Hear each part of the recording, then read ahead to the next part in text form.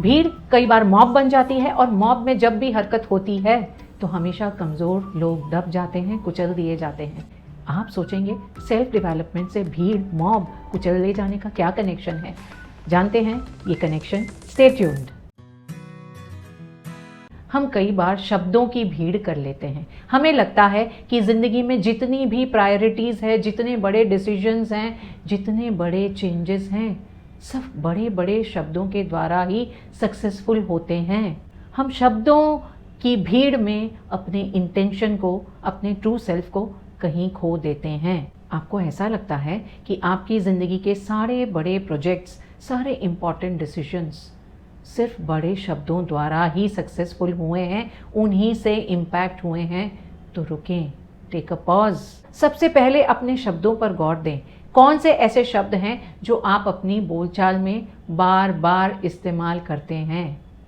लेकिन वो सारे शब्द आप चाहे जितनी बार भी इस्तेमाल कर लें, आप रुकते नहीं, उनके असल मतलब को नहीं समझते। और वो सबसे इम्पॉर्टेंट शब्द जो आपकी ज़िंदगी को खूबसूरती से चला सकते हैं, इन बड़े बड़े शब्दों की भीड़ में, मॉब में कुचल दिए जाते हैं। मुझे कमेंट्स में बताएं कि कौन से ऐसे 4 शब्द हैं जो आपकी भाषा में बहुत ज़्यादा यूज़ होते हैं और उन शब्दों के मायने क्या आप सही से समझते हैं? अगर मैं कहूँ कि 4 2 लेटर्ड वर्ड्स हैं जो हमारी ज़िंदगी में सक्सेस के 4 पिलर्स हैं और इन 4 मजबूत पिलर्स के ऊपर ही हमारी ज़िंदगी में हम बहुत सफलता ला सकते हैं, तो शायद आप मेरी बात का विश्वास नहीं करेंगे। पर ये 4 शब्द हम सब बहुत इस्तेमाल करते हैं, इतना इस्तेमाल करते हैं कि इन्हें बोलते वक्त हम इन पर ध्यान भी नहीं देते। ये 4 शब्द हैं बी, डू, नो, गो। आइए इन 4 छोटे छोटे शब्दों का भारी भरकम मतलब समझते हैं और इस मतलब को समझ करके इन्हें अपनी ज़िंदगी में उतारते हैं। BEB, होना। चाहे हिंदी या अंग्रेजी, जिस भी भाषा में हम बात करें, इस शब्द का इस्तेमाल हम बहुत ज़्यादा करते हैं। पर इस शब्द का मायने क्या हम समझते हैं? Be present, be authentic. आप जिस समय जहाँ हैं वहाँ संपूर्ण रूप से रहें, अपना पूरा ध्यान, पूरा फोकस उस मोमेंट पर लगाएं। B in the present moment, be authentic. आप जैसे हैं खुद को वैसा स्वीकार करें और दूसरों को भी ऑथेंटिक होने दें। हम अपनी ऑथेंटिसिटी, अपना असली रूप कहाँ खोते हैं?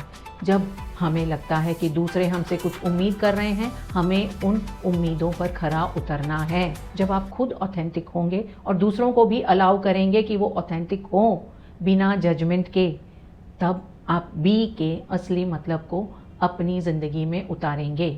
आप सेल्फ डाउट से घिरे हुए हैं, आपको लगता है कि आप इनफ नहीं हैं, जो कुछ आप करते हैं शायद आपकी उतनी क्षमता नहीं है, आपकी कैपेबिलिटी उतनी नहीं है। उस समय उन संदेहों से घिरे रहने की बजाय अगर आप जैसे हैं उसे स्वीकार कर लें, अपनी क्वालिटीज़ भी, अपने डाउट्स भी, जैसे भी आप हैं अपनी कमियों के साथ खुद को स्वीकार करें, you be and then you be in the present moment. फिर आप देखें आप किस तरह से सक्सेस के और करीब जाते हैं। DO, डू, करना। डू दिस, डू दैट, ये करो, वो करो। पूरी जिंदगी का हमने मोटो बना लिया है कि बस भाग दौड़ ही करते रहें। उस भाग दौड़ में हम असल में क्या कर रहे होते हैं? ये छोटा सा शब्द डू या करना हमारी वोकेबलरी में इतना ज़्यादा रहता है, मुझे ये करना चाहिए, मुझे वो करना है, पर हम कितना ध्यान देते हैं सचमुच में करने पर? अपने एक्शंस और एफर्ट्स पर हमारा कितना फोकस रहता है? When we say, I want to do this, what do you actually do? आप असल में क्या कर रहे होते हैं? जब आप कहते हैं कि मुझे ये करना है, इमीडिएटली एक एक्शन स्टेप लें। जब आप कहते हैं कि मुझे कोई फॉरेन लैंग्वेज सीखनी है, उस समय अपने मोबाइल पर उसका ऐप डाउनलोड करें या उसकी एक किताब खरीदें, किसी क्लास को ज्वाइन करने के लिए एडमिशन फॉर्म लेकर आएँ। कुछ एक्शन लें ताकि मोमेंटम क्रिएट हो सके और आप उसे कर सकें, so that you actually do. जब आप कहते हैं मुझे रीडिंग की हैबिट डालनी है, उस समय एक किताब खरीद के ले आएं, एक पेज पढ़ लें। गिटार सीखना है तो गिटार खरीद ले, क्लास के लिए इनरोल कर दें, कुछ इन्वेस्ट करें ताकि you can actually do what you want to do. ये इन्वेस्टमेंट समय का हो सकता है, एफर्ट का हो सकता है, और सबसे बड़ा इन्वेस्टमेंट तो तब होता है जब आप उसमें कुछ पैसे लगा दें। उस समय ये पैसा ही आपको नचा लेता है। So focus on your action and effort. जब भी डू शब्द का इस्तेमाल करें उस समय कुछ कर लें। आप मुंह से कह रहे हैं आई वॉन्ट टू डू, मुझे करना है, कुछ ना कर पाने की सिचुएशन में एक बॉडी मूवमेंट ही कर लें। हम बहुत बड़े बड़े सपने देखते हैं, पर उन सपनों के लिए हम क्या करते हैं? इसलिए जब भी डू शब्द का इस्तेमाल करें, आप कुछ न कुछ करें, कोई एक्शन लें। NO नहीं, इससे हम घिरे हुए हैं।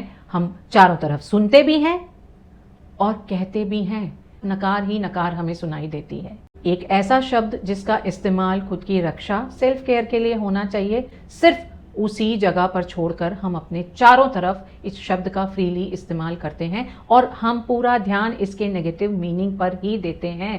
हम ये ध्यान नहीं देते कि जब हम किसी एक चीज़ को ना कह रहे हैं तो ये एक और चीज़ के लिए हाँ होता है, और हमें ये देखना है कि हम किस चीज़ को ना कह रहे हैं। अगर हमने पिज्ज़ा या बर्गर के लिए ना कहा तो हमने हेल्थ के लिए हाँ कहा। ये डिसाइड किया कि हम सप्ताह में 2 दिन सोशल मीडिया नहीं देखेंगे, तो उस समय हमने अपनी प्रोडक्टिविटी के लिए हाँ किया, पर हम इसका इस्तेमाल बिल्कुल विपरीत तरीके से करते हैं। हम पिज्ज़ा बर्गर के लिए हाँ कह देते हैं और हमारी हेल्थ के लिए ना हो जाता है।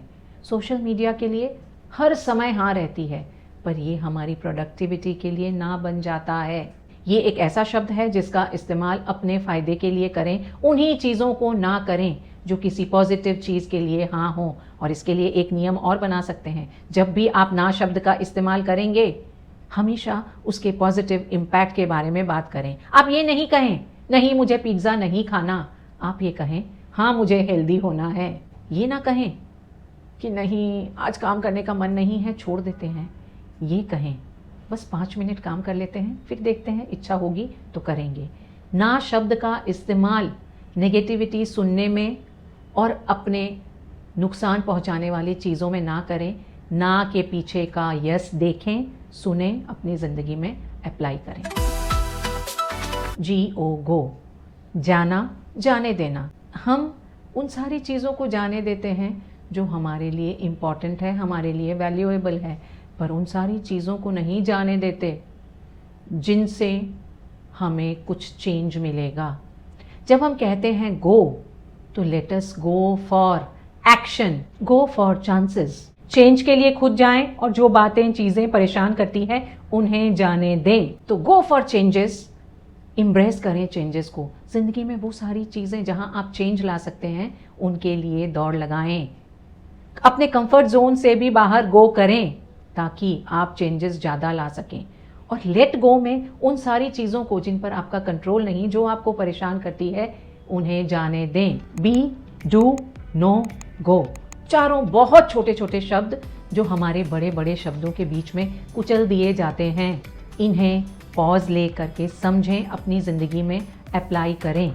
आप चूज़ करें दैट यू बी, आप जैसे हैं वैसे रहें, दूसरों को अलाउ करें और प्रेजेंट रहें। डू, जो आपके लिए महत्वपूर्ण है उसे करें। ना के पीछे की हाँ सुने और इसे पॉजिटिवली अप्लाई करें। और ना शब्द का इस्तेमाल तभी करें जब आपको उसके पीछे की हाँ बहुत वजनदार लगे। And go for chances, let go उन सारी चीज़ों को जो आपको परेशान करती है। उलझनों से घिर गए हैं, let go, don't say no, do the rebooting of life to B.